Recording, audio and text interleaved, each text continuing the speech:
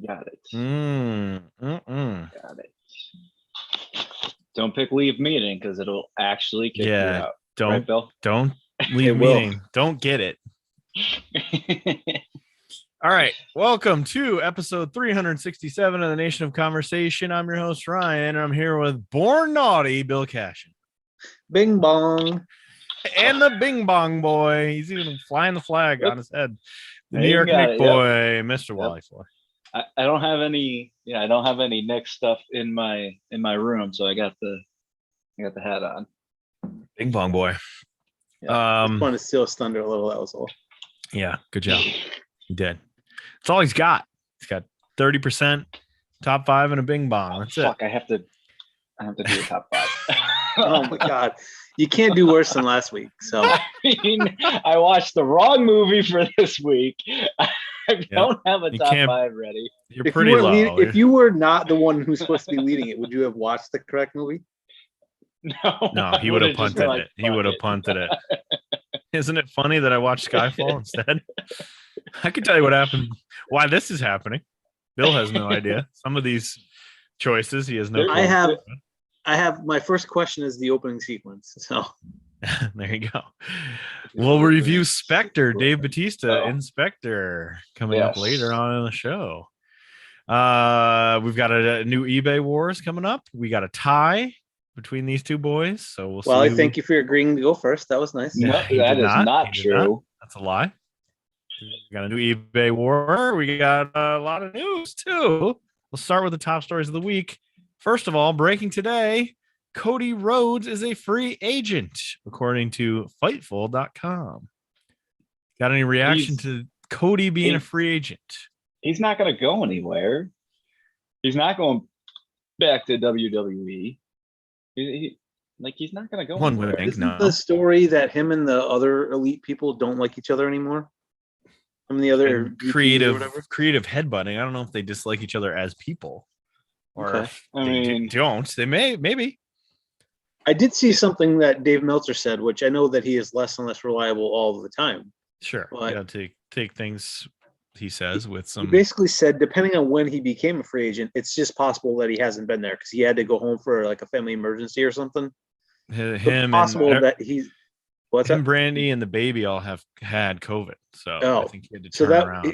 One theory is that he may be a free agent just because he's not been there to sign a new contract. But then why not make it story or whatever? But I've signed many a contract digitally over the years, so there's no reason you couldn't. That's true. You can't mail to sign contract. You can't. Come on. If you wanted to sign, you could have signed in other ways. I mean, it doesn't necessarily mean you wouldn't want to have another face-to-face chat before you sign it. Who knows? Who knows? But it's very interesting. If he wanted to, Vince would welcome him with open arms at this point, right? You would think, but there's definitely bad blood between him and WWE for sure, right? I know, but I feel like Vince would be like, come in and just do promos about how bad AEW is. Yeah. Come back to where the big boys play. I think it would be tough because he left because he was Stardust. I mean, he's going to come back and be Stardust, right? You forgot about that, right? Everybody's forgetting. Oh, I don't think he actually would go back, but I think at this point Vince would take him.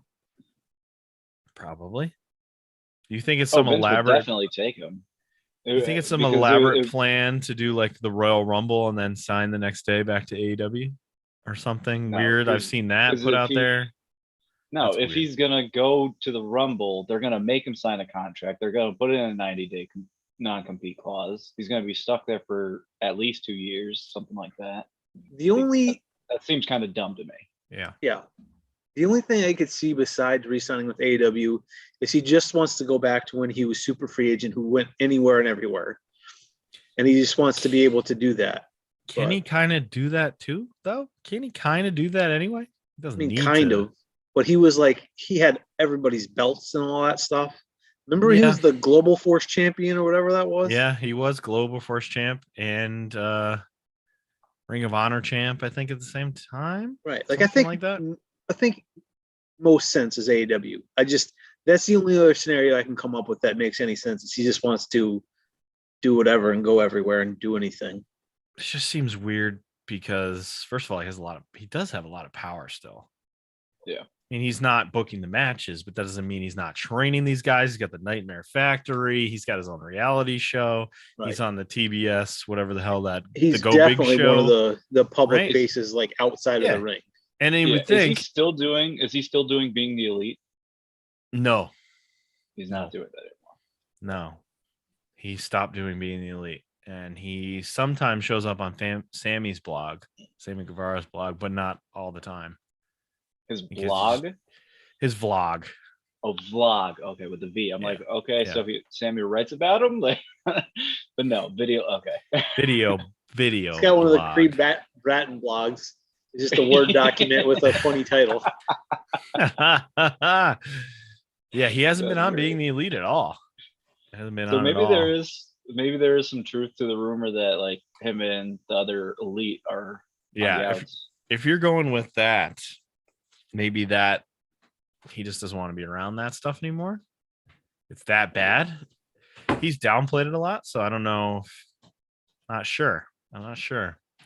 It's a weird story because if it was just like a clerical error, or if it just hasn't happened yet, Yeah. probably wouldn't have come out, right? Also, if you're being a conspiracy theory person, like AEW has kept a lot of secrets, pretty good at keeping secrets. So why would they? Yeah. Unless it's part of a storyline. That's one thing Meltzer said. It does Right. seem kind of like a work. It could be a work, and that's why he's not getting information. He said, like, normally I would get information unless they're trying to work people, in which case they just would refuse to talk to me, to not straight up lie to me. Yeah. I guess that's probably a good move. I don't know. It's bizarre. You think he's trying to work people? I don't know. He certainly got his name out there with this. Yeah. So maybe that was the plan. He kind of held the wrestling world hostage all day. So, But that's the thing. It came out of nowhere too. So right. AW is promoting his match. He's fighting Sammy for the TNT title on Wednesday. Wednesday, right? Yeah. So I don't think they'd be promoting him if they didn't have confidence that he wasn't going to be around. I don't think they would have put the TNT title on him if they didn't think he was going to be around, you know? That seems kind of stupid if they were doing that, but yeah, I don't know. We'll see. Some people said non-issue, not a story, like he's going to resign. And Sean Ross Sapp said, like, it is an issue. Like, it is an issue that it's taken this long because the Bucks had resigned and some others had resigned. So, what did your insider there say about it, Ryan? What's his name? I can't remember. who's my insider? The guy. Brad? Yeah. Oh, Big Brad? Yeah, what did he have to say about it? Probably something crazy. I don't know. Like he didn't resign because he killed somebody or something like that? Yeah. I'm sure it was a murder mystery or something, or something to do with the women's division. He's probably cheating on Brandy with Serena Deeb or something. Those are the kind of stories. That's what it is. Yep, that's what it is. Very bizarre. Anyway, Cody's a free agent, so we'll see where he ends up. Where do you think he should end up? Where do you want to see him? I think he's fine where he is. I think it's got to be AEW. I think it would be bad if he wasn't there. Like, I know people don't like him, they boo him, and he's kind of not leaning into that enough. Like, just he was great as a heel in Ring of Honor. He was awesome. So just be a bad guy. It's easy for you to be a bad guy. When he first showed up as the American Nightmare, it was excellent. Yeah, bad. I don't bad think guy AEW would suffer too much from him not being there. I think they would a little bit. I'm going to go the other way. I think they would suffer from him not being there because he has that star power that people want to see. Plus, especially on TBS. Here's one thing that nobody's talking about. Everybody hates him now because he wins all the time, blah, blah, blah, blah, whatever. It's all wrestling bullshit. This company wouldn't exist if it wasn't for him, right? Wouldn't have existed because the thing we all love or whatever, you know, all these wrestling fans love and all this stuff would not have existed if he didn't put that bet out there with Dave Meltzer to do All Out. None of that shit would have ever happened. Maybe Tony Khan would have a promotion, but it wouldn't be as popular as it is now if he wasn't the one to start the ball in motion. Like, he All In was Cody. Yeah. I mean, Bucks were involved too, but it was like he set it all up. He was the guy. He was the guy we were rooting for. He was the guy who told the corporation to go fuck themselves. We're going to do this by ourselves, and did it. Like, Yeah. you have to remember those facts about him, even if you're like, oh, he's an annoying rich guy who wins. One all quick matches. counterpoint to you, though, Ryan. Yes. Look at that neck tattoo. Just look at the neck tattoo. It's a bad neck tattoo. I got it. Yeah, it's a bad neck tattoo. My guy, Sonny Michelle. All right. Hey, there it is. That's not Michelle, is it? Yeah. Oh, I thought it was Cam Akers again. No, he's out. He is back in this game. No, he's back. He's playing the last 2 weeks now. Yeah, he came back already somehow. Wow, that's weird. I mean, he's not like full on. He's playing like 15 snaps or something, I think, but yeah. Wow, that's crazy. All right, other top story over, I think it was Sunday, not today. Mustafa Ali, who's now just Ali, requested his release publicly from WWE, which seems like a long fucking time coming. It sure does. Yeah. And this guy was the leader of Retribution. Then he got kicked out of Retribution. They changed his name. They didn't want Mustafa in there. Like, there's the stuff with the Saudis. There's a lot of weird shit going on with Ali over his career. The dude is great. He's a very good wrestler. Great wrestler. Makes some awesome promos, like just on his own, like in his house. Really interesting guy. Like, I listened to an interview with him one time, and he was talking about how he was like affected by police brutality because he's Muslim. His family is Muslim. And so he decided, instead of like, doing all this stuff and, abolish the police and all that, he became a police officer. Oh, did he really? He was a cop in Chicago for a while to like try to correct the problem himself. Like, I'm going to go out and be a positive. Yeah, I'm going to be a positive influence for the police department, and I'm going to see what it's like and all this stuff. Like, he was a cop for a long time. Crazy. So, a very admirable guy, a pure babyface, awesome wrestler, good at promos, surprisingly good at promos. Like, they don't give him enough time. I don't think a lot of people know that. Not surprising that he can do it, but it's surprising that they haven't shown it. So I guess one of the things that stem from this, they want to change his character to something potentially racist. That was the they didn't say what, but but I'm guessing some racist stereotype thing. Of course. I mean, so he was like, "No, it's WWE, so let me out of here. Let me out." I just remember when he first showed up in the Cruiserweight Classic or whatever. I remember thinking, like, all right, this guy's very athletic, but he like is green. Like, it's very mechanical. He's going through the motions. But he was getting booed because he's a Muslim guy in wrestling. So, of course, he was getting booed. Yeah. And he got on the microphone and basically said, like, listen, you don't like me as a wrestler, then boo me. But don't boo me because I'm Muslim. Don't boo me because I'm of my name. Give me a chance. And for once, the wrestling crowd listened. And then he became a fan favorite from that point on. Yeah. Yeah. This dude is a pure babyface. Like, just a great guy that people want to root for, and they have never been able to capitalize on that. WWE, one of the best things they've done over the last few years is they have given like black wrestlers a lot of opportunity and championships and stuff, and you would think they'd be able to just do that, and they've done it for women somewhat, however you want to slice it, they have. And there's just this guy, they can't get past it. I don't know what it is. They just can't get past it. I don't know if it's racism or what it is, or they just don't understand high flying. Not big enough. Yeah, I don't know. Big enough. I'm not sure what the reason is, but the dude is very good at wrestling, very good at promos. Just a natural babyface, but hopefully we'll see him do something. They haven't granted his release yet. I imagine if he got released for a number of reasons, Tony Khan will be all over it. I was thinking the same thing. I was thinking he would be immediately snatched up over there because he fits so well. No. And he's from Chicago, and Tony and him have a similar background. There's a lot there, but you never know. But he's a great wrestler, and he's going to do good stuff somewhere. Right? Yeah. So hopefully they let him out and he can go shine, like a lot of other folks have. This one was interesting. It was kind of buried as a top story. The MLW are suing the WWE for antitrust. Yeah. Did you see any of the story on this? It's kind of crazy. I read a little. I just saw one. Yeah. So a lot of this has to do with MLW was supposed to be on Vice.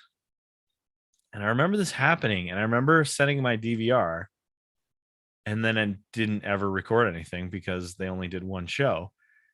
So they did a show on Vice. They were supposed to go on after Dark Side of the Ring as like a wrestling 2-hour block or whatever. So like watch how fucked up wrestling is and then watch wrestling. Seems a little bizarre, right?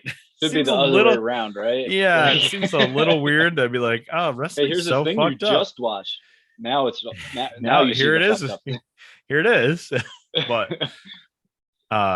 so they were on Vice. They were going to follow that. They had one show. Vince McMahon, for whatever reason, seems to have some vendetta against these guys. Said, I don't want them having a television product. Called up Vice, which apparently are owned by A&E, who have a deal with WWE for all those weird documentaries that they did. Oh, yeah. The one where they like look for treasures, kind of like an American Pickers thing. Oh, you haven't seen that? They like went to the Undertaker storage locker and like went through all the stuff, which is kind of cool. Or like went through the vaults of WWE, like, oh, here's all the coffins or whatever. Like they did like American Pickers style with WWE products, which seems like it should be a good show, but it was a little weird. That was it. Anyway, like it should be a good show. For me, I'm into that kind of thing. Ryan, definitely. I'm into that kind of thing. Dig out some weird relics. I want to see the Undertaker's purple mask or whatever it was. His weird mask. Oh, I forgot about the mask. Right? I don't remember a mask. Anyway. It's weird. Yeah, he had a weird mask for a while. Anyway, so story is Vince, because he has this connection with A&E, called up Vice and said, pull them. And then they did. So, and then there's another one, which my favorite, Tubi. They were supposed to be on, MLW was supposed to be on Tubi, and apparently WWE squashed that because Tubi is owned by Fox. Oh, okay. And Fox has SmackDown, and WWE was like, no way, we're not having that. So they apparently squashed that as well, among other things. If they have evidence, like apparently something like that, apparently they have witnesses and evidence because they have top lawyers. MLW has top Hollywood lawyers working on this case. And Meltzer was saying that those lawyers are very, famous in California and New York, and they wouldn't have taken this case if they weren't, somewhat confident that they might settle or win. So I don't know. It seems bizarre. He also made the point, like, okay, if you got pulled off the air for no reason, why aren't you suing Tubi? Why aren't you suing Vice? Why aren't you suing any of these other? Why are you suing WWE? But everybody's blaming WWE for pulling them, and it seems like some shady, weird, petty bullshit that they would do. It definitely does. Why the fuck are you afraid of MLW? That's the like what does that matter? Yeah, that seems personal for some reason. Yeah, they don't like Court Bauer because he used to work there, and they're mad at him for leaving or something. Maybe, I guess, if some vendetta against Court Bauer. Can MLW really go after Vice and the other one, Tubi, when it's a antitrust argument? Right. So they would have to go after WWE. I don't think maybe they were swayed. Yeah, maybe they were going to do that, and then the lawyers were like, "No, you need to go after WWE." I don't know. Yeah, maybe it's a different client, but I feel like WWE has gone through this before and they've been fine. And I think now the only thing you have to do is point at AEW and say, like, how can we be a monopoly? They've got national televised show. They have pay-per-views. Yeah, true. There's all these other, companies, but just point at AEW and say, not a monopoly. That's the end of it. Okay. But it's also because they had a billionaire come in and start this company. Like, all these other companies don't have billionaires running them. They've got like. But if the argument is WWE is a monopoly. I feel like that's the only argument you have to make is no, we're not. Here's the competition. Yeah. They beat us on Wednesdays. Game over. Maybe. Yeah. I just feel like this is. I'm not saying they can't get something out of this, but I don't see this is an uphill climb. I feel like this is publicity more than anything. Maybe. Yeah. I don't know. Okay. Those are the top stories. Time for picks. New Year's resolution for this year. We're going to make more picks. The 2022 Dusty Classic bracket has been released. I got the link right there. Yep. You can pull this sucker up if you want. We can make our picks. I did not know half of the field because Don't know a lot of these guys. I only knew It's 3 of them. half the size of the field last year, which I know going up and down in size is not a new thing for them. right. But they cut it in half. Okay, so let's start here. We'll start on the left side of the bracket. MSK, who I believe won this thing before, they're going to face Jacket Time, which is Kushida and his poopy partner, that other guy, the guy who eats a lot and poops, whatever his name is. Worst gimmick of the year for you, Bill, of last year. Sure was. MSK or Jacket Time? Who you got? It's MSK. It's got to be MSK. Feel bad for Kushida, but I'm going to say MSK. I'm going to say MSK. Let's sweep it. All right. Yeah. Malik Blade and Idris Enoff. I don't know these guys. Against Legado del Fantasma. Who you got? I don't know who they are, but I'm going to say not Legado del Fantasma. Ooh. Really? Ooh. Malik Blade and Idris? At least Enoff? when I watched NXT, they were A, not allowed to win anything, B, just like ragdolls for carrying cross. Like 2 guys that are supposed to be good fighters couldn't do anything. So at least in my version of NXT, they could do no things. Okay, so new guys for you. Legato. I'm going to take Legado del Fantasma. Give me Legato. I'll go with that. All right, let's finish this side so that we're all safe. MSK versus whoever you picked. Legato for me and Wally, and the other guys for Bill. Bill, who you got? MSK. Yep, I'm going to go with MSK as well. Sweep it. Wow, so if you get that one, you have a nice little advantage on that. Nice little advantage there for you, Bill. All right, right side of the bracket. Josh Briggs and Brooks Jensen, don't know who they are, versus the Creed brothers, don't know who they are. Toss up. Who you got? I'm going to go with the white dudes, I think, in this one. Which is... What did you say? They're all white. Oh, right. I'm pretty sure from these pictures they are anyway. I guess I'll say Creed brothers just because that makes it sound like they're an actual tag team. Give me Josh Briggs and Brooke Jensen. Fine, I'll take the Creed brothers as well because Murray just keeps stealing my picks. What are you talking about? The hell? This is a tournament. You only get points at the end, right? Yeah. You want to say the name of these guys at the bottom? I would like you to say it, Ryan. Grizzled younger veterans. Younger. Did I do okay there? Against Andre Chase and Booty Hayward? Body Hayward? I don't know these guys. Body? Give me grizzled young veterans. Give me my guys. Grizzled young veterans. Okay. Sweep it again. Round 2 would be grizzled young veterans against the Creed brothers for you guys. Who you got? Oh, it's Grizzled. Grizzled, of course. I got Grizzled beating my guys. I mean, this is 2.0, so we're all doing real dumb things here because we're not picking 2.0. But right. Grizzled versus MSK in the final, which I think was the final last time. It sure was. Who won? Give me Grizzled. Give me Grizzled. Step out in front here. Give me Grizzled. Give me Grizzled. We got Wally. Take MSK. Here's the thing. Bad. If Grizzled young veterans make it to the finals and then lose, as you predicted, Wally, that would be the 3rd year in a row they did that. Wow. That's a storyline. I mean, that's a storyline potentially. Yeah. Can't win the big one, man. They're not that smart to make that a storyline, though. Come on. Win the big one, guys. All right. So I feel like the winners have to be Andre Chase and Booty just because why would they ever win? So they're 2.0. The Creed brothers. Yeah. Creed brothers over MSK. NSK lose to somebody, put them over. All right, Bill, it's time for segment to be named later. Yes. We right the wrongs or give us a breakdown of what we fucked up or didn't even know. Couple things I wanted to check out from last year. Yes. Or last week, I mean. Last year. One was we were talking about, of course, William Regal getting shoved out the door. Oh, yeah. We talked about his fighting career in NXT. Right. This is the very end. At this point in NXT, I don't believe he was general manager yet, but he was like a commentator. Like he was not a wrestler.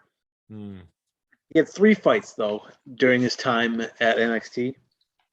All in 2013. In March, he fought and defeated Cassius Ohno. Wow. After they got into and basically made Ohno apologize to him for being a jerk. Wow. Then a couple months later in June, he lost a 6-man tag. It was him, Adrian Neville, aka Pac, and Cory Graves, and they lost to the Wyatt family, Bray, Rowan, and Harper. I having not seen the match, I think we can only assume that Cory Graves lost that. Probably. Right? Gotta be. Seems safe. And then he lost what would become his retirement match to Antonio Cesaro in November of that year. Wow. Which at the time was not, I don't think, billed as a retirement match, but a couple years later, he basically said, like, yeah, no, that was it. Oh, I'm done now. Wait, who is this? Regal. William Regal. Oh, Regal. Okay. I kind of zoned out for the first part of it. The other one that I wanted to look at was so-called soccer expert Wally. Oh, no. Disparaging Jurgen Klinsmann and all the wonderful things he's done for us. Always. Let me take you back to 2014, which Wally said was too long ago to remember. 2014, really too long. Come on. It's too long ago to remember. Under Jurgen Klinsmann, the U.S. qualifies for the World Cup. However, they are placed in the group of death. They have to compete with the likes of Ghana, Portugal, and Germany. Oh, this is the Landon Donovan game, I think. He caught Donovan before the World Cup. Wow. People did not like it, and he said, yeah, these guys are better. He ended up going 1-1-1 in the group stage. Yeah. And in the knockout round, he lost a heartbreaker to Belgium, 2-1 in extra time. In which case, all 3 goals were actually scored in extra time. Wow, that's weird. Like I have the memory of the Portugal game, but that's it. Then in for the start of the 2018 cycle, Klinsmann's teams finished 4th in the 2015 CONCACAF tournament, and for no reason, he was let go. No reason. He finished 4th in the CONCACAF tournament. That's why. That's better than what we do now in CONCACAF. No, it's not. We're the reigning champions. He was just allowed. He just had a great run. He should have righted the ship. They brought in Bruce Arena to right the ship. Couldn't get it done. You were mad about that. Yeah, now, he previously led U.S. all the way to the quarterfinals in 2002. So at least he'd done it before. But then that wasn't good enough. So they hired a guy named Greg with 3 G's. He has 3 G's in his name. 3G, Greg. Gregg. Yeah. And still, in all that time, he has never so much as qualified for the World Cup. It's been he's a savior. Bring back Klinsmann is all I have to say. Hashtag bring back Klinsmann. Oh, I hate you so much. All right, let's move to the eBay wars. Please. Let's move to the eBay wars. It is tied 13-13. Bill, Wally 13. Ghost has 3. So Bill, I think you need to buy these. Yes, absolutely. Because this seems like a Bill purchase. All right, let's bring it up here. Let's bring it up so you can see. That's the guy. I feel like you're saying I'm racist, and I don't appreciate it, Wally. What? No, I'm saying you love suspenders. I feel like you're a person who would wear suspenders. I own a pair. I don't know if I've ever actually worn them. You never worn them? You wore them at my wedding. What are you talking about? I gave everybody suspenders. I did wear them then. I just mean the ones that I own. I don't know if I've ever worn them. You don't own the ones I gave you? I think they were rented, were they not? No, I gave everybody like fresh pair of suspenders, I think. Oh, then I'd have them somewhere. I You thought that must was still rented. yeah, no, I don't think so. I think I gave you a pair of suspenders. I think that was part of it. I don't think they were rented. I think I had to add those in. Anyway, that was in 2013. When did I get married? I can't remember now. All right. This thing, eBay Wars, is a vintage 1990s WWF Hulk Hogan suspenders. Titan Sports Wrestling. Used in good condition. You're getting a shot of these red puppies. Used in good condition. Yep. You're getting the Hogan. They look pretty good. You're getting that It Hogan appears this sewed photo was patch. taken in 1990s based on the couch, though. Could I be. mean, the Floral couch could couch still pattern. be in that house. That's true. Hogan all jacked up. Not tan, though. Not tan at all. Not tan enough here. He his logo with the giant weights. That's kind of fun. Yeah. That's on the back of the suspenders, though. So keep that in mind. Sure. All right, you ready for descriptions? I sure am. Okay. 1991 WWF Hulk Hogan suspenders, kids sized. Oh, Ooh. kids size. Adjustable to 24 inches, never worn, in pretty good condition. Free shipping to US only. Be sure to check out our other listings. Okay, Bill, you have to go first. I have one question. Yes. Are these fashion suspenders or are these weightlifting suspenders? Are there such things as weightlifting I suspenders? mean, They're for there's kids. like weight belts So. and stuff. Yeah, Weight- they do not. I don't weight think so. I don't think there's suspenders. ever been weightlifting suspenders. Okay, so these are for fashion only. I'm pretty sure they're for fashion only, and they're for my kids. God. The children throws it off a bit. I thought these were for adults to wear. This is for kids. Whoo boy. For kids. What's your opening bid? Opening bid of whoo boy. $44.50. Ooh, strong opening bid from Bill. $44. All right, Wally. Your counter is For kids suspenders, $44.50 is what you said. That's correct. Oh, that's a good price. Kids suspenders. I think I'm gonna go with $20. I think it's low. $20. Two overbids. Oh, What? I knew I should have went Two with one. overbids. I give you the knew I should have went opportunity with one. to rebid. Oh, $20 man. even was the bid that was over. Yep. Over. I give you, Bill, you opportunity to rebid. Well, you misunderstood me. What I said was $14.50. Okay. Okay. $14.50. That seems like a good bid. I'm gonna go $14.51. That is a What a thing dick to move. do. What a dick move by Wally Foley, who is now in the lead. I It knew is no longer a gentleman's game. It is no longer a gentleman game. That gentleman Well, game is out. Is the- it like 17? Actual asking price for this item is $19.99. Oh my God! You You were over by a penny. son of a- But you did win, so you shouldn't be upset because you did Yeah, win. That's true. That's You're true. now on top, Wally. 14 to 13 to 3. Wally's I mean, on for back on top. $19.99, maybe I do need to buy these. It's not a bad price, right? But they're kid size. They're not gonna And fit. it's Hogan. unfortunately, That's the big they issue. will. It's Hogan. Yeah. We didn't talk about Hulk Hogan's problematic Twitter. Oh boy, Hulk. Come on. Just don't talk. Just say brother and HH, and that's it. That's all you gotta do. You don't have to give your opinion on anything else. Anyway, Wally's back on top. Congratulations to you, Wally. You did it. Thank you. And now you get to recount one of two Bond movies you watched today. Spectre. Hey, you really starring went into Dave research on this Bautista. movie. Oh my God. I got halfway. No. I got almost an hour left in Skyfall before I realized I was like, I still haven't seen Batista. And then I started looking through the IMDb page. I'm like, where the fuck is he? Where is he? Where is he?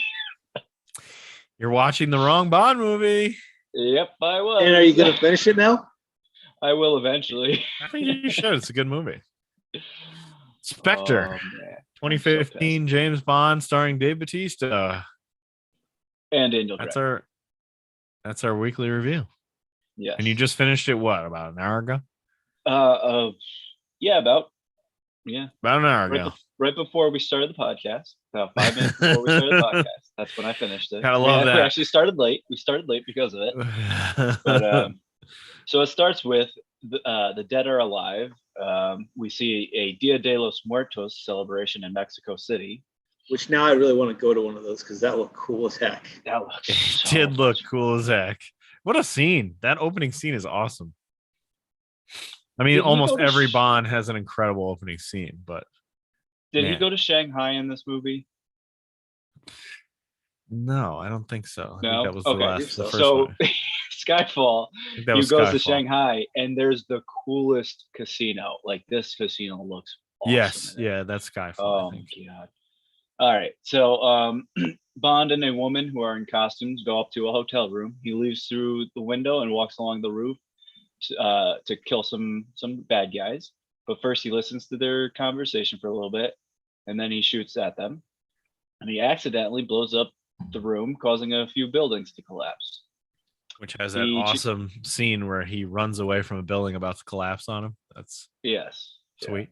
I do like when he's like trying to climb up and he just kind of stops and slides down instead. Yeah. Yes. He chases the only guy who seems to have escaped from the room. How did he escape? But okay. Don't know. He chases him through the celebrations. We see a helicopter land in the crowd, and the bad guy and Bond both get on, and they fist fight. Bond attacks the pilot, and it puts the chopper in a spin above the densely packed crowd. And he takes the ring off the bad guy before he kicks him out of the helicopter, which is now doing barrel rolls. So then he kicks the pilot out too, and he flies off. Which I feel like this would crash, but all right. Bond can do this. Bond can fly a helicopter. That's fine. Okay. We see M, who is now played by, is it Ralph or is it Rafe? Ray Fiennes. Ray Fiennes. Okay. I think is how people say it. Because it's spelled Ralph, but it's pronounced. I think Rafe, they say it Ray. Ray Fiennes. I think. I don't know. Yeah. He's a good actor. So he's Voldemort. So he's chewing Bond out and takes him off all of the operations indefinitely. Wait, was this after Sam Smith's song? Yeah. This was because of Sam Smith's song. Okay. Yeah. Let me stop you there then. Vice versa.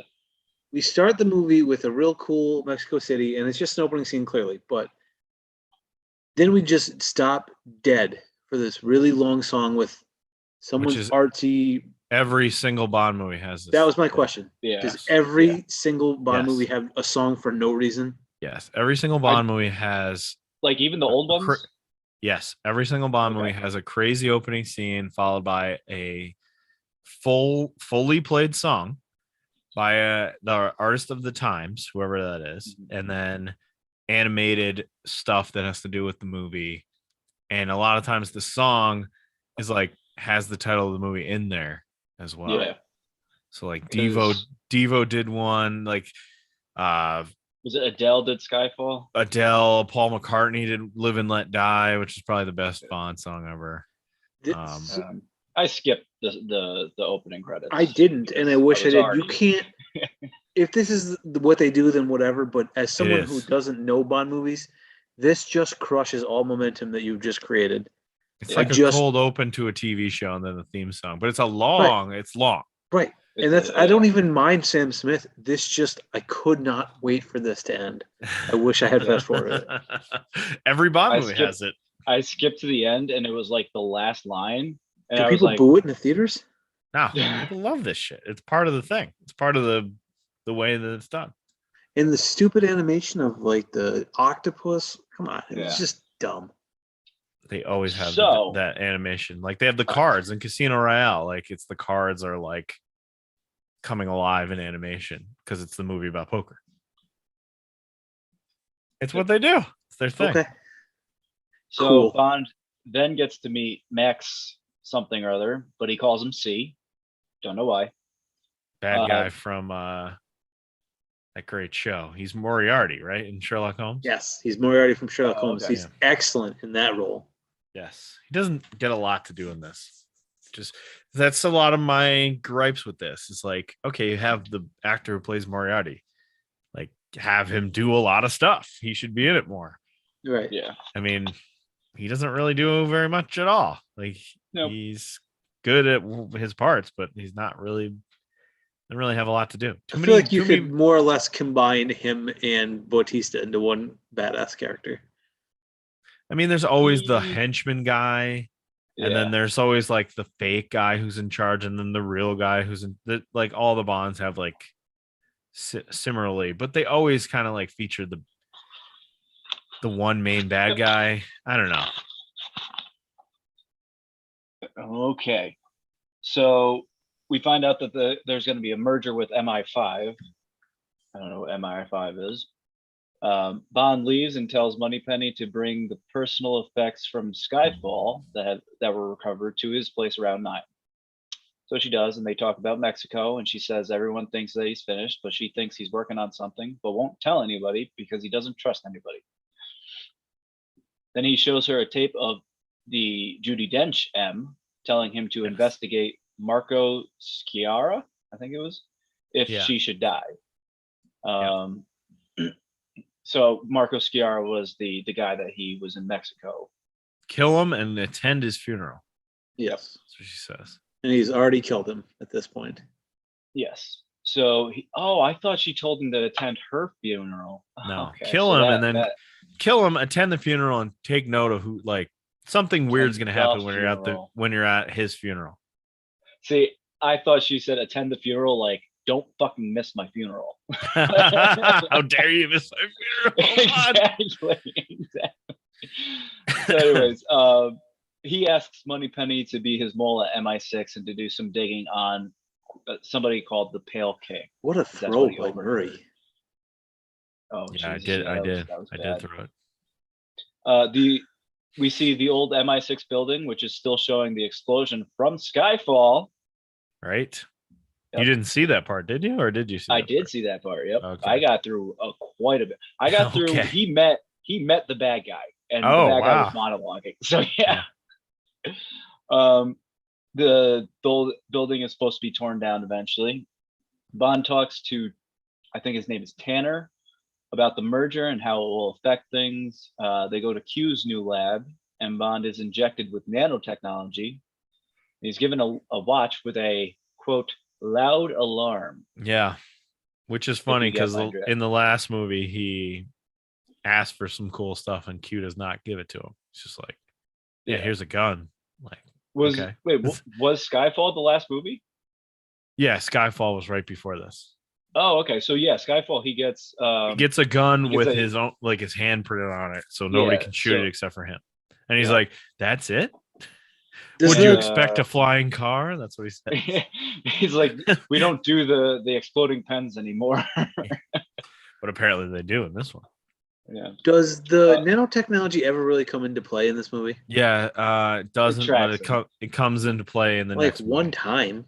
Oh, it's a huge thing in the next movie. Yeah. Oh, okay. So Bond asks Q to make him disappear, and Q says he can give hhim a 48-hour window.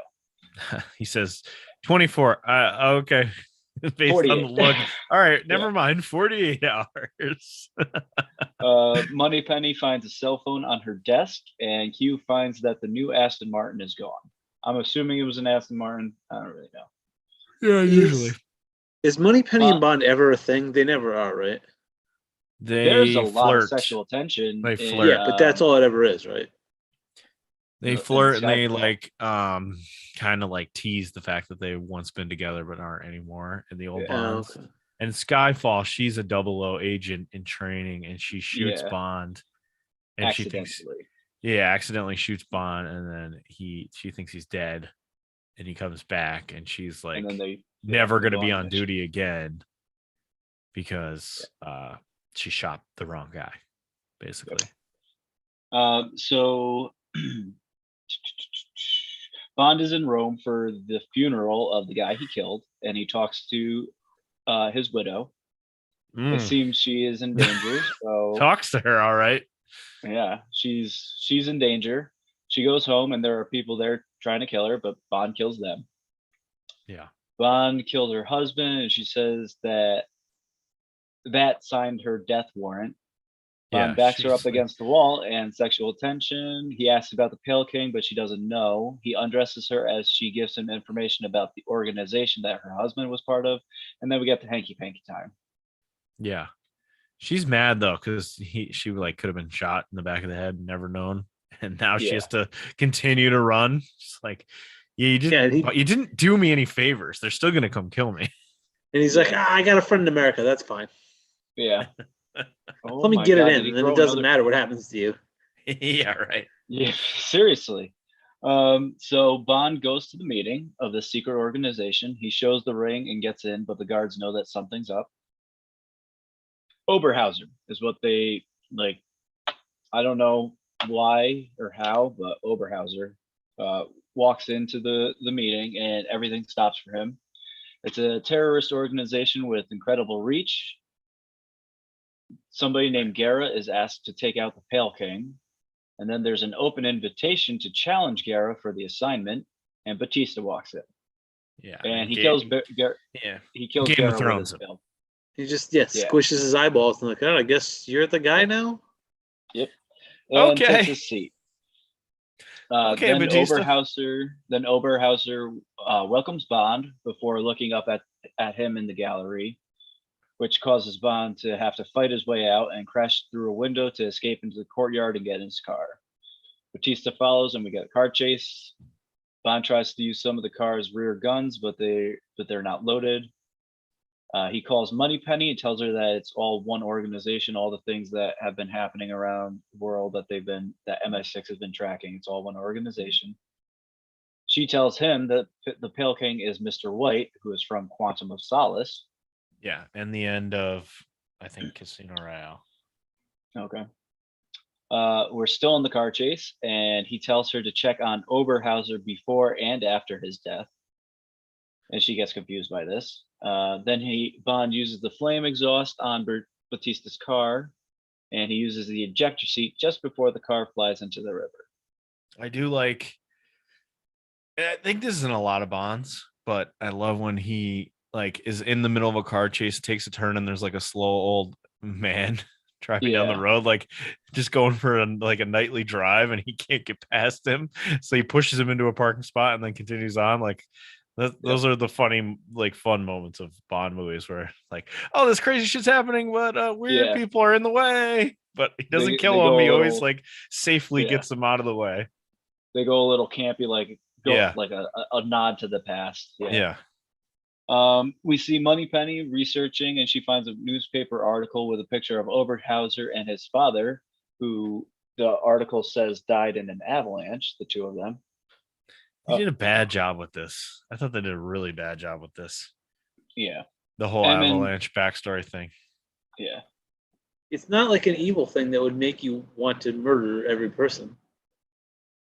No, but we kind of get his. He explains it later, though. It's it's just badly done. The cuckoo bird. Yeah, that was. It's just badly done. So M and C are in some kind of board meeting, and C wants to use surveillance all over the world. He thinks double O's are useless, and his plan to use surveillance around the globe is shot down by one vote from South Africa. M calls Q and asks if Bond is in London, and Q lies for him, saying that he's in Chelsea, when in fact he can see that he's in Austria. Bond goes to a cabin and finds it abandoned, but there are cameras set up inside. He finds a secret door behind a mirror. He goes to a basement den with lots of computer screens and Mr. White. They talk about the organization, and Bond wants to know how to find Oberhauser again. White and Oberhauser used to work together, but now White is worried about Oberhauser going after his daughter, so he won't help Bond. So this dude is a former bad guy from the other movies? Yes, he's bad, Yeah, okay. and he has been poisoned by SPECTER. Yeah. We don't know what they're called yet, but they poisoned him, so he's dying. As you're talking to Bond, he's dying, and he's like. But so I should know him from the other movies, though. Yeah. He's in. Yeah, he shows up in the second movie a lot, and I think I think he has something to do with the first movie. I can't remember exactly, but is he not the main bad guy? And no, the main bad guy is shit, the guy from the first Doctor Strange. The bad guy in the first Doctor Strange. Caecilius? Who has like the melty face. Okay. And he's like a weird bad guy wizard. He's the bad guy in the first movie. Okay. So, oh shit, where'd I go? Oh, so they're talking, and Bond gives him his gun, trying to get him to trust him. So White trusts him enough to tell him where his daughter is. Then he shoots himself in the head. Yeah, well, I think he's like, here, I'm going to gift you. You're going to be able to kill yourself and not suffer anymore. And also, I'll protect your daughter. Yeah. So he agrees. Oh, okay. I think because he was like in bad shape. Like, here, I will give you my gun, show you that I'm trustworthy, and let you kill yourself. I thought it was like, you got the power now. I'm not gonna kill you. I think it was I'm not here to kill you, and I'm gonna do you this favor of letting you kill yourself. So we see C and M walking through the new building, and they talk about his plan for surveillance. C thinks the 00 program is ancient and outdated. He then plays a recording of Moneypenny and Bond from the car chase. Batista shows up to White's cabin and finds him dead. Bond goes to find the daughter at a medical clinic in, I don't know, a mountain somewhere. She asks take a helicopter ride to get there. To get treatment. She asks some background questions because he's posing as like somebody who needs help. But then she figures out that he knows her dad. He tells her about about Mr. White's suicide and that she's in danger and he's there to help her. And he needs her help as well. I hope your dad killed himself. Why don't you have sex with me? She kicks him out. Q shows up and tries to bring Bond home. Bond asks him to find out everything he can about the ring. And then security tries to bring him out, but he notices that Batista has shown up to take Swan. Oh, her name is Swan. Madeline Swan. Madeline, okay. Oh, I did love that the one, like, he pushes one security guard away and then he punches the other in the gut, and then he looks back at the other and goes, stop, don't. Yeah, love that. Just don't. I also like when he tries to order a drink at the bar. He orders his usual vodka, and they're like, "Oh, you want shots of wheatgrass?" And he's like, and they finally shots of wheatgrass. And they finally give him the drink, and he's like, "Please put this in the toilet where it belongs." Cut out the middleman. Spies don't need to be shitting themselves on their missions. Q gets on a ski lift and a shady dude gets on after him, and he starts to analyze the ring. Bond is somehow in a small plane now, which is following the caravan of cars that has Batista in it and Swan. Q finally realizes that he's in trouble, but is forced to stay on the lift. Bond plays chicken with the cars, and one of them flies off the road, which causes an explosion, which distracts the bad guys from Q, allowing him to get away. Bond is flying too low, and he loses his wings, his wheel, and his tail. Yep. He somehow manages to still direct this plane to crash. It doesn't blow up either. Yeah. And not only not kill himself, but not kill Madeline Swan, who he's trying to save. Yeah. So he doesn't manage to kill Batista either. No, he crashes through a barn into the cars. Batista, not wearing his seatbelt, gets flung through the windshield. Swan is pissed at Bond, but goes with him to Q anyways, and we see that Batista is not dead. Q I tells did Bond enjoy though a car chase with a plane. I had not Yeah. seen that before. One of the things about all Bonds, but definitely the Daniel Craig stuff is like he'll get in these situations and like see something and then use that unorthodox thing to fight the bad guys. Like I think in the first one, they're like climbing up something and he gets in a crane and he sees like a crane and they're like climbing scaffolding and he gets on the thing and he's like, fuck it. And he just blasts into the scaffolding with the machine. Like, I don't give a shit. Like, I'll use this. I'll use whatever's available to fuck with these people. Yeah, in Skyfall, he's on a train, but it's like a cargo train. So there's a digger, a construction digger on it, and the guy shoots off the thing that connects the cars. So Bond's getting further away, so he uses the digger and then climbs up the arm and jumps onto the other part of the train. Yeah. That's some of the good. This is probably the weakest version of that, this plane chase, but usually he does something fun with vehicles that make like, oh, that's kind of crazy. Okay.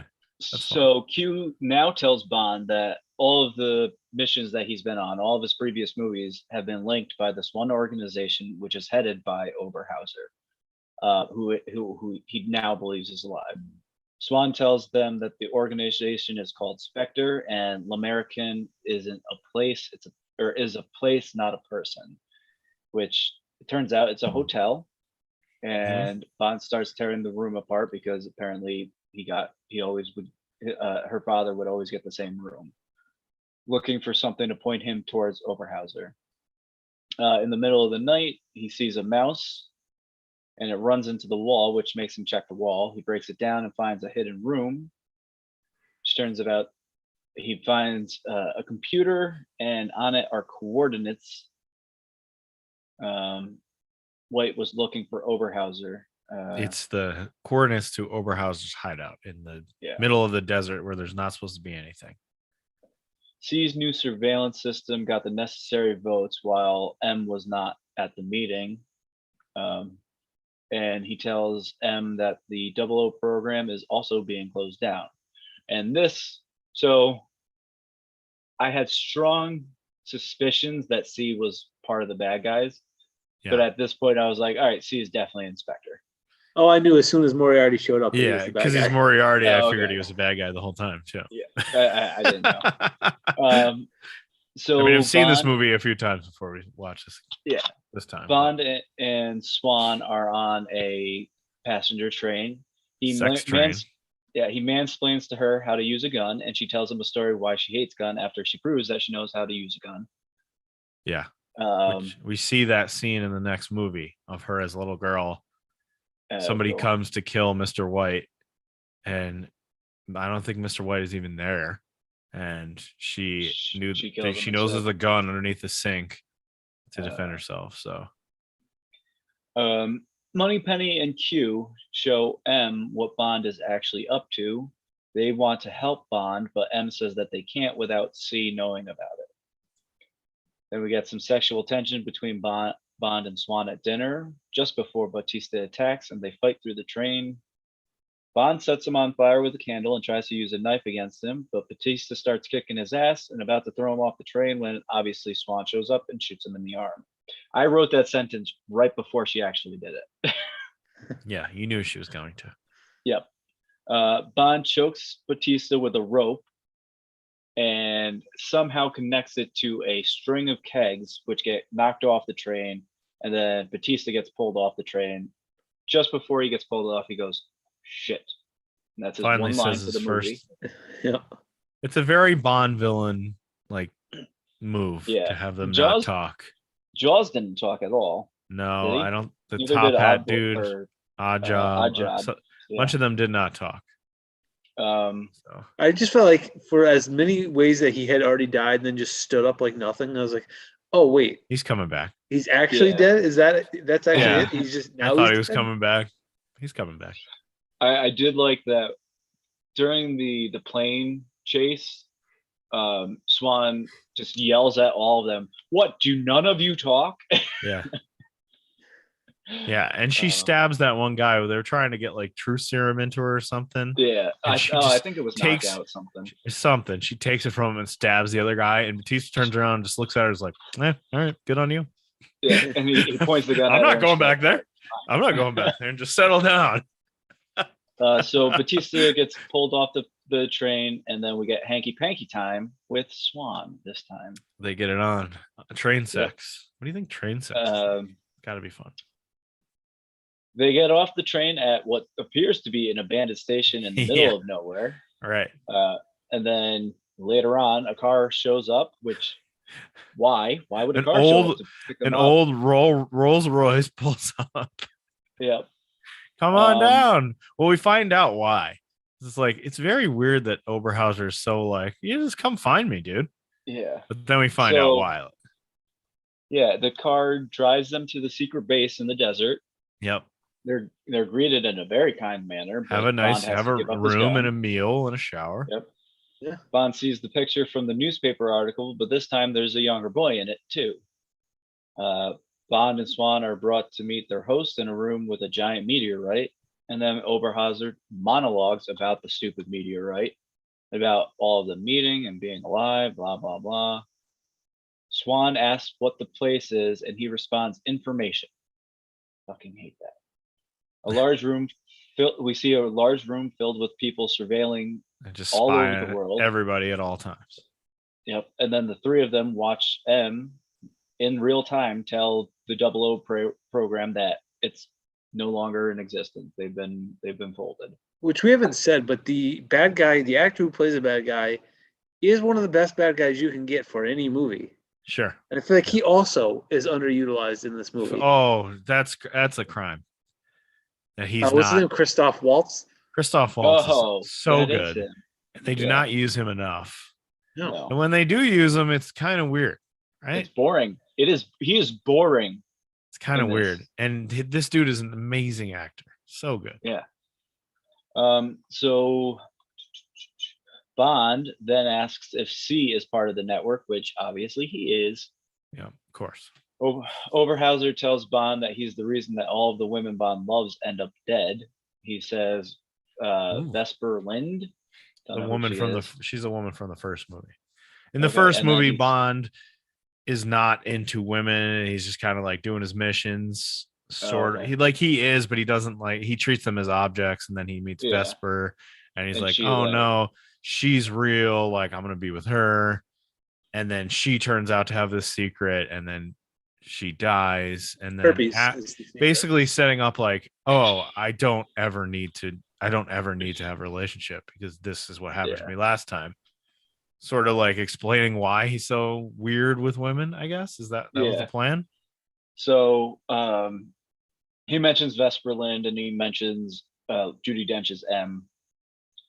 Then Oberhauser turns on the video that shows White kill himself, and for some reason, I don't understand why Swan feels betrayed by Bond at this. It doesn't really make sense. And he yells he yells, "Turn it off!" and like, "Look at me." I guess just because she loves her dad and he doesn't want. Because he hands her dad a gun and he shoots himself. Yeah, I know, but he was like ill. Wouldn't you have talked about that? Like, he was death.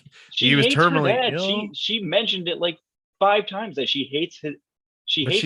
But she doesn't really hate him because the secret room had her picture all over it, right? Oh, who cares? Pinned on the wall and stuff. It's still her dad. Lose hate. You don't lose hate. It was just weird. It was a weird thin line. It was Wally, as they say. Bond gets knocked out and wakes up strapped in a chair with Oberhauser, who's talking to Swan. He's going to torture Bond, and he starts drilling into the side of his freaking face. So gross. Incredibly tiny, small drill. So gross. This is like a needle-sized drill, and it's And he explains it very weirdly, but he's trying to drill out his memories or something. Right? If he drills in the the exact spot he needs to, he won't remember anybody or something. It's like, oh my god, some fucking shit. Then so he stops after the first one, and he tells Swan that Bond lost his parents when he was young, and that his own father took him in. So this is where we get the Like, this is why he went Which crazy. they with, just did a like, the terrible cuckoo. job explaining all this. Yeah, like Bond did nothing wrong in this situation. He was And- his Oberhauser's dad liked Bond more than Oberhauser when he took him in. Okay. That's why he hated him. So he had his dad killed in an avalanche, so he could it become a sounds more like he super. killed him? He I don't killed his know. dad, Yeah.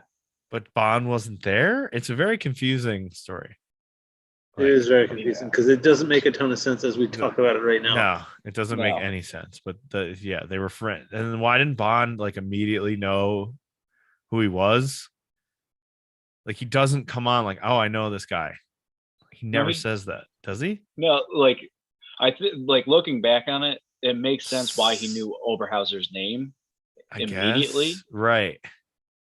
It's weird though. So Right, because he does say before and after his death, so he does know.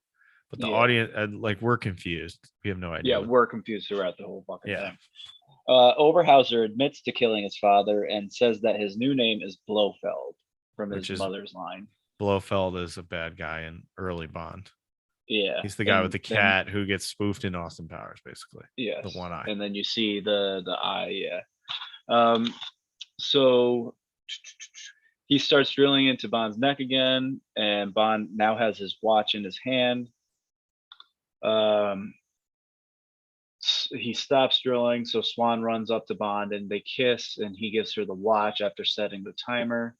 She throws it at Blofeld as it blows up, and they escape. Bond shoots a gas line, which blows up, causing a chain reaction throughout the base, and they leave in a helicopter. Everything's good. Problem solved. Yep. The movie should be over. The movie's over right now, except no. Yeah, probably. I looked at the time, I'm like, how is there this much more to go? There was still like 40 minutes left. Well, they still had to bust C, right? So yeah. So back in London, M, Q, and Tanner go to a safe house where Bond and Swan are waiting. Bond tells M about C and Blofeld. They have to stop C's system from going online at midnight. Otherwise, Spectre will have access to the entire world surveillance, even though they already have pretty good access. Yeah. And he just straight up says, like, Q will do it. He'll figure it out. Yeah. So Swan says goodbye to Bond as she leaves, and all the I do like, MI6 he's people like, go you're away. leaving? She's like, yeah, I'm leaving. He's like, Okay. all right. Okay. Yep. Q is hacking into the system as they're driving. Bond is in a car with M. Their car gets crashed into and Bond gets taken, but M escapes. Moneypenny, Tanner, and Q's car gets shot at, but they escape as well, and then they pick up M. Bond gets out of his restraints after being taken to the old MI6 building. He's got a fucking bag over his head, and he knocks out these two guys. He makes them shoot each other. This is all I could think of during this scene was Austin Powers going, no. What we're going to do is leave him in an easily escapable situation and assume that everything works out. Except he wants him. He wants him to escape because the whole building is dressed up for him. Right. Yeah, like it's like he knows he's gonna escape.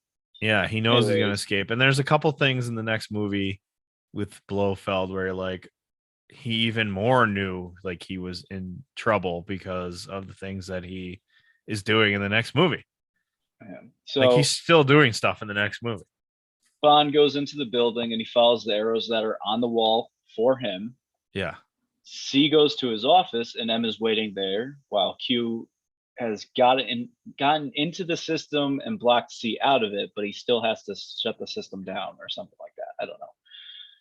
C monologues and tries to shoot M, but M has already taken the bullets out of his gun. Bond is still walking through the old MI6 building, seeing all the explosives for the demolition that is supposed to happen. Q is still working on shutting down the system with about 5 minutes left to go. Bond finally finds Blofeld, who is still alive with a giant scar on his face. And this is where we see the resemblance to Dr. Evil. Old Blofeld, aka Dr. Evil. Yep. They chat. Blofeld says that he has Swan somewhere in the building, which only has 3 minutes before it explodes after he pushes the button. So Bond goes running through the building, yelling for Swan.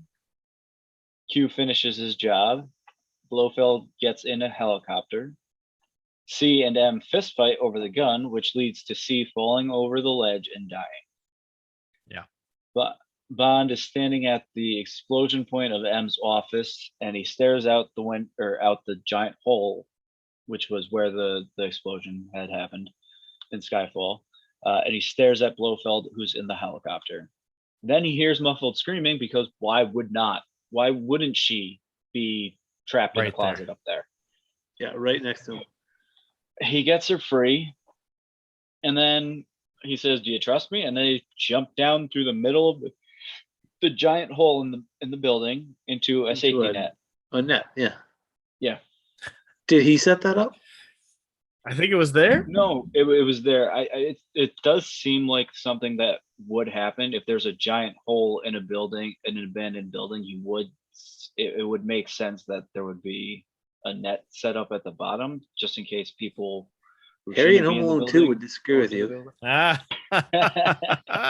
and Home Alone 2. Well, that was only one. That was only one floor. It's okay. That's true. That's true. Straight down. I've reached the top. The best. What a hole! What a hole! And then he does the Gillis dance after that when he falls, which is so funny to me. It's almost even funnier than the fall. His little slip on the oil or whatever. So they get off the safety net and they continue running through the building, but they're running downstairs. We see. They go into that secret basement from Skyfall. Yeah. The building explodes and Blofeld flies off, but we see Bond and Swan escape in a boat onto the river. Bond starts shooting at the helicopter with a pistol. This made me so angry. A, why do you have to sit there in a helicopter and watch the building explode? If you know it's going to do it, why do you have to actually see it? B, he kills a helicopter with like a 22. Yeah, from a boat moving in a helicopter moving. Like you said, like when he blows up Blofeld's place, if you had added a couple scenes before that and he blows up the place and then like lives happily ever after with Madeline Swan, you probably have a little bit better of a movie than if you have this 26 minutes of what the fuck is this? Yeah, or just like even like showing just M and C, like get it, like that part, right? But like, that could have happened. All the Bond stuff. That could have. Yeah, that could happen before that somehow. Like there's, I don't know. But anyways, eventually he causes the helicopter to catch fire and crash onto a bridge. Blofeld, of course, is still alive and gets out of the helicopter. He starts crawling away. M tells the police officers to stand down. Bond shows up on the bridge and holds his gun to Blofeld's head as Blofeld tempts him to shoot him in the head. Bond does not, though. Why not? I don't know. Unloads his gun and walks off because to show the girl that he's not an assassin. To show the girl that he's done and she doesn't. Yeah, because he's in love with her. And because this was supposed to be the end of Daniel Craig as Bond, right? Like, is that what it is? It's supposed to be the end. I don't know. Because he doesn't shoot him as M and Swan watch on, and as he's walking away towards Swan, he tosses his gun away like I'm done with this. I'm done. He starts the next movie retired, basically, and then something brings him back in. And this dude, though, comes back into play that he doesn't kill. Yes, 100%. Yeah. Arrest. I don't know if you're gonna watch it or not, but like he's in prison and he's still controlling things from prison. Weird. In the next movie, and he's doing it by using his eye. So we're to think that he had an eye thing surgically implanted into his head. Instead of having the scar, he actually has like control over things with his eye while he's in prison. So M arrests Blofeld. Q is now in his secret lab and he sees the elevator come down and Bond steps out and he asks for the Aston Martin and drives off with Swan. And that's the end of the movie. Yep.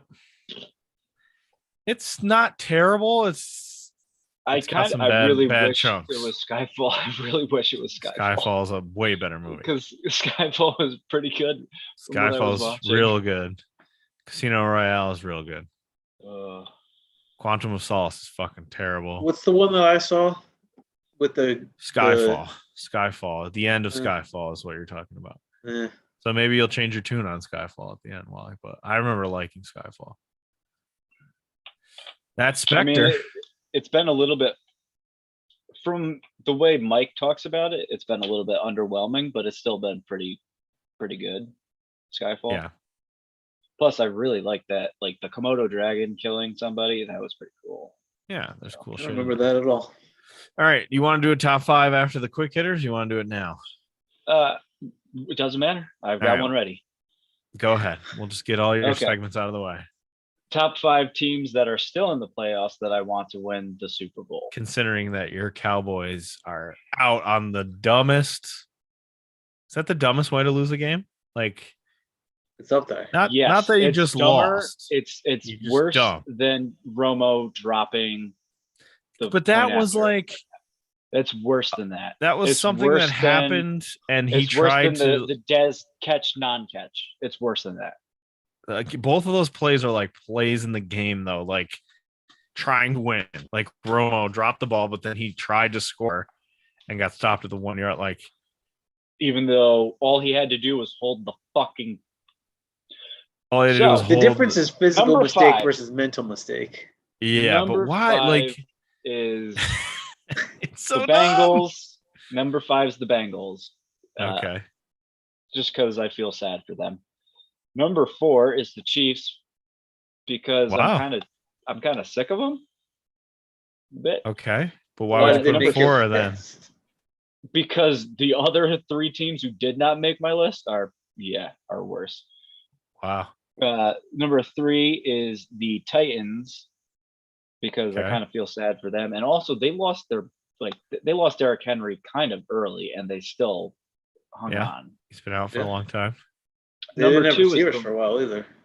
Yeah, number 2 is the Rams, just because of Cooper Kupp. Really. Wow.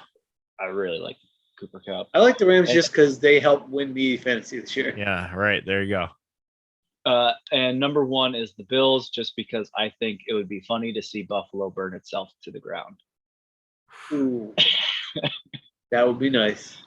I wanted to put the Cardinals on this list, but given how the first half went, I felt like I could not. Wow. So what are the other teams you left off? The Bucks? The Bucks. Fuck obviously. The Bucks. Yeah. Fuck the Bucks. I agree. Fuck the Packers. I can't root for the Packers. I don't care one way or the other about the Packers. Well, you got it. We'll hold Joe Rogan buddy there, Aaron Rodgers. Not very likable. What about San Francisco? Fuck no, I can't. I was very limited. They didn't do anything wrong. They allowed the Cowboys to lose. The Cowboys lost it themselves. I mean, 14 penalties. Who do you blame? And we were still in the game. Who are you blaming that last play on? Like everybody, or just Kellen Moore, or Mark McCarthy, or Dak? Whose fault is it? In my mind, I don't think it can be a Kellen Moore thing. I don't. Do you want him to get hired away? No, because I really like him as a play caller. Not that time.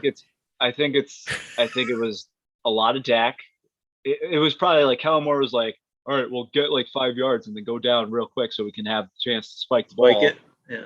Instead, Dak runs for 15 yards, and then the ref runs into the back of Dak and our center, pushing them forward. So trying to set the ball. It's like, all right, well, you just kind of fucked us over. But it was impossible. In fairness to the ref, was no chance. He's got to touch the ball. I understand, except he bulldozed his way. He had 1 second. Why didn't Dak stand up and look for a referee to hand the ball to? Because he's. They must have. It must have been like a J.R. Smith situation. Like they thought there was more time than they thought. I thought we were winning. Yeah, there must have been. First down.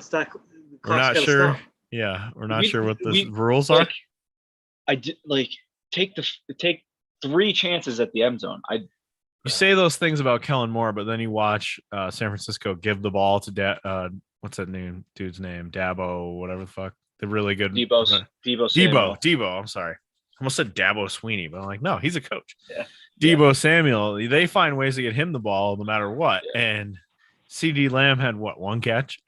One catch, yeah. How the hell? I really thought Cedric Wilson was going to catch that on the second to last drive to keep that drive alive. I really thought he was going to catch that.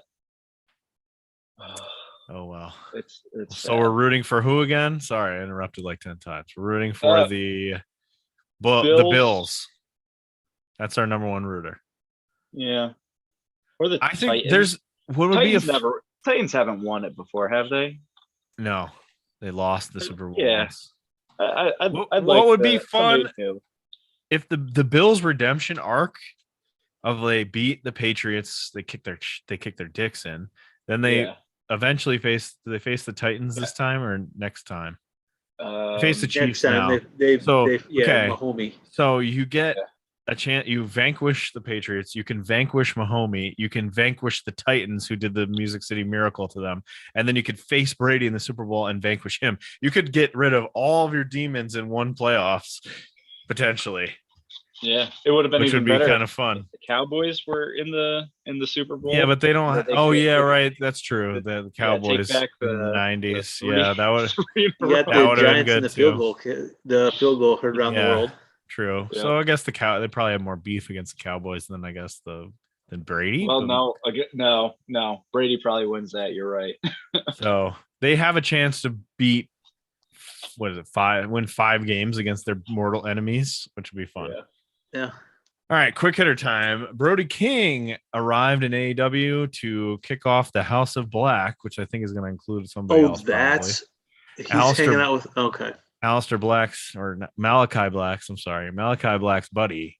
Now in PWG, Kings of the Black Throne are now House of Black in AEW as well. Who's Brody King? He's like the big guy with the beard who's got a lot of tattoos. He's pretty athletic. He was in PWG a lot. PWG and he didn't fit in because he was bigger and fatter than everyone else. But he could still do all the moves. Like he's still very athletic. He's been in New Japan. He's been in Ring of Honor. I think I know him. He hasn't had that main stream run yet. John Moxley returning to GCW this weekend, I think, in the Hammerstein Ballroom. He'll return there, I think, first, unless he shows up in Dynamite this week. So he's going to show up finally after being in rehab. So it'll be nice to see him back. I believe he's the GCW champ still. I don't think they stripped him. So he'll have a match at the Hammerstein Ballroom. Lita's back in WWE for one more run, potentially. Odell Beckham just threw a long pass. Odell Beckham? He just threw like a 30-yarder. Wow. Yeah. To Akers, was it? Yeah, I think so. Wow. All right, so Lita's back in WWE. You care about this at all? I mean, good for her, I guess. Is this just for the Rumble? I think, yeah. Lita was with the Hardy Brothers, right? Yeah. Back in the day. I did like her. She was pretty cool. So she's gonna wrestle a bunch and maybe have some singles. Technical wrestler though, was she? She was just kind of like the one who would jump off shit. She became better. She became much better as she went on because she had those matches with Trish, which kind of led to. They were like the first actual women's wrestling matches. At least in this, in WWE, in WWE, like, hey, women can have kick-ass matches. Bra and panties matches, right? Kind of thing. Yeah, she's kind of one of the first people to do that in WWE anyway. Deonna Purrazzo won the Ring of Honor women's title on Impact Television. So she is now champ again. She's ROH champ and Reina de Reinas champ. And who did she beat for the ROH title? I don't know her name. I'm not sure who she is. So she was in Ring of Honor for a long time and never won the title. So good for her. Cory Graves cleared for in-ring action. Are you excited to see a return from Cory Graves? Not as excited as you are, I'm sure. No, I don't like this guy, but I mean, I'm not rooting against him as a healthy person, but I don't know. I don't know what to think. Was he even any good in NXT? He was fine. Back in the day, this was like how long ago was this? Like 2012. Many years ago. Yeah. Yeah. He's been gone for a long time. So I wonder what he will do.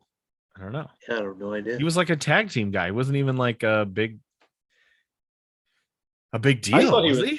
I thought he was literally only an announcer. So No, he got hurt. He became an announcer because he was hurt. Had to become an announcer and then got to be a pretty good announcer. But that's what he was. He was a talker. He was a fine wrestler, but he was a talker is what he did. So we'll see what happens there. All right. Tweets. He's got Stay Down tattooed on his hands, don't forget. So there you go. We got tweets of the week here at Nation Pod on Twitter. Got a few of them. First one from John Silver. Said, happy birthday to the future AEW champ -1. They're doing a little flex off here in this GIF. Then there's a tweet from Bryce Remsburg. Happy 10th birthday to -1, even though he can be 100% a bully. Despite that, I can't wait to referee his debut in AEW. And then there's a video of him getting pushed out of the way so he can raise Eve Uno's hand. Matt Cardona. In a 7-day period, I wrestled for the Impact World title, won an NWA match, won an ECW TV title match at GCW. Then I threw the title in the trash can the next night on GCW. So 2022 is mine. Sorry, not sorry. Then this amazing GIF or video, I guess it's not a GIF. DDP just posted a GIF of WCW. It's Mr. Perfect plexing the Giant. Have you seen this? Yeah. It's incredible. The Giant kipping right up. Yeah, but a perfect plex from Mr. Perfect to the Giant. He's struggling a little bit, but like does an awesome perfect plex to him. It's pretty awesome. Got him over. Alan Cheapshot, who shows up on this list a lot, he puts an article up. Dick Blood from St. Petersburg, Florida, weighs in a very muscular 230 pounds. Keep your eye on Dick Blood, who is, of course, Ricky the Dragon Steamboat's real name is Richard Blood, but in this article he's referred to as Dick Blood. Okay. Seems like a very funny. Keep your eye on Dick Blood. He really did get the Giant over. That's impressive. Keep your eye on Dick Blood. Bret Hart and Turnbuckles, a tribute video, also from Alan Cheapshot. I had forgotten that he did this. You know how he takes those crazy bumps in the corner? Back to our final one is back to -1 because it's his 10th birthday. So it's happy birthday to -1 from All Elite Wrestling. And then a comment that says, legit, no one cares, from MJF. And then under that, he goes, P.S. If you think I'm not getting you back for that Kane shot on TV, you've got another thing coming. He's got a long memory, that MJF. I don't know which I like better, him threatening physical violence to a 10-year-old or him telling a 10-year-old no one cares about your birthday. Fantastic. Okay, it's time for the next review. Is it me for the next review? I don't know. No. Is it Bill? Me? It's Bill. I think it's Bill. All right, Bill, what you got? Usually Bill goes after me. Okay. I do have a couple things in mind. So, Ryan, since you were ready to roll, you don't have to tell me what it was, but what type of thing are we going to watch? Because it will affect what I pick. You can pick the thing that I would normally pick if you want to, so we can finish that up. That's fine. Is that what you were going to pick? Nah, I was on the fence, so you can pick it. All right. In that case, we'll watch whatever episode we're on. Yeah, I couldn't remember the episode. That was part of the reason. I think it's 5 episodes. I think we watched 5. I think we're on 6. We might be on 6. What is it called even? Heels. What is it called even? We gotta finish this thing up. How many episodes of Heels are there? Jesus, 26, I think. I hope it's only 8. I think there's only 8. I think it's 8. I'm not sure, but I think it's 8. I also have a movie, but we'll work on this first. Yeah, I'm looking this up to see how many episodes there were. Give me 21 full episodes. I also want to see where the hell we left off because it's 9. Fuck. 9 episodes? Okay. Yeah. I want to say we're through 5. What's episode 5's name? After a house fire, Jack and his family move in with Carol and Ace and the brothers put their differences aside. We saw that one, right? Yeah. Yeah. Swerve. When the South Georgia Fair shows interest in featuring the DWL, Jack closes a deal with Yeah, we watched that one. Electric matches. Chaos reigns as Bill, Ace, and Crystal have ideas. Yeah. Okay, so I think we're on house show. Is that right? We must have watched Swerve, right? Yeah, the last one you described, we watched. And then Ace broke the other dude's arm. So Or we're on leg or house whatever. show. Oh yeah, he broke Bobby. Yeah, Bobby pinned. So we must be on house show. So that's what, episode 6? 1, 2, Yeah. 3, 4, 5. House show is episode 6. All right. I want to double check. Make sure we did watch Swerve, right? Swerve meaning he broke his arm, right? Is that what I'm to? Yeah. And then Yeah. Bill has to step in at the end and like reset the entire main event. Yep. Yeah, Makes no, it we a definitely three-way. watched. Yeah, Right, we because definitely Bill watched and those. Ace have like a promo off, so then we definitely watch that. All right, so we're on episode 6 for sure. Then All right, so we have 4 more of these. No, 6, 7, 8, 9. I only No, there's see only 8. There's only 8. There's Is there- only 8. Thank God. Are you looking at like a preview or something? It must be the next season that it's listed on here or something. Yeah, I'm not sure. season 2, episode 1 is already listed on their All right, IMDb. so it's page. House Show, The Big Bad Fish Man, and then Double Turn. Those are the last 3 episodes. So I we're wonder getting what's going to close. happen in that last one. I don't know. I'm guessing they're gonna swerve us, bro. Okay, that's it. This one's done. Put this one in the books. Got heels next time. We got to pick the Royal Rumble next time. We got a lot going on next show. Oh, Right. we gotta pick the Rumble. Shit. I'm think the gonna Royal watch the Rumble. But Is the I Royal have Rumble? to know people. I think the Royal Rumble's on the 29th. I want to say it's on a Saturday.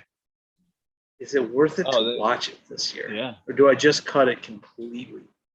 No, you gotta watch. Cut Rumble. it. Cut it. Cut Gotta it. watch the Rumble. Well, no, just watch the Rumble. Don't watch anything else. Just watch the Rumble.